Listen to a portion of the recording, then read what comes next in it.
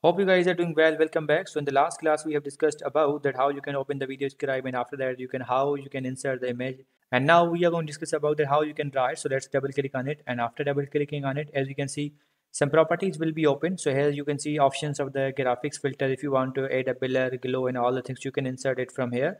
And drawing option. If you click on this, you will see the preview that how it will be drawn. So let's click on this. As you can see now, it will be drawn like this. So in this way.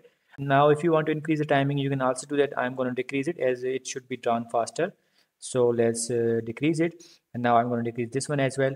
Pass time and the transition time. If you want to increase, you can also do that. And here's the color mode, outline and grayscale. It's up to you that which color mode you want. And now you have to select the hand, that which hand will draw your drawing. So for example, I want this one. So let's click on this, and now it will draw like this. And I'm going to cut this. And I want this one. So it will draw like this. So let's select this.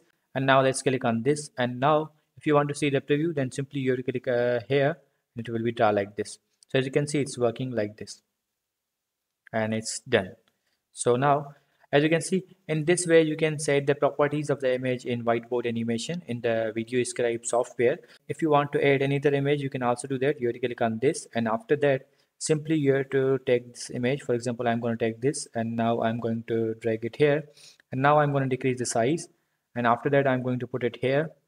And after that, as you can see, in this way, now I have inserted another picture. If you want to see the preview again, you can also play it. So as you can see, it will draw this one first, and after this it will draw the second one. As you can see, in this way it is drawing. So in this way it will draw. If you want to make it zoom out, you can also do that. I'm going to click on this. So in this way you can set the drawing hand, and you can manage the duration of the drawing, and you can also set the camera position. So I hope you guys understand this video, that how you can do these things in the VideoScribe. So see you guys in the next video.